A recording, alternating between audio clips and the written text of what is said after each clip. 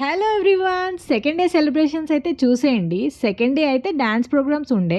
దాంట్లో మా రీతు కూడా పార్టిసిపేట్ చేసింది, క్లాసికల్ డ్యాన్స్ అనమాట. సో ఫుల్ వీడియో వచ్చేసి నేను లాంగ్ వీడియోస్లో పెట్టాను, తప్పకుండా చూడండి. అండ్ ఈ డ్యాన్స్ కూడా చూసేయండి, అలాగే కామెంట్స్ కూడా చేయండి ఎలా ఉందో అని. బాయ్.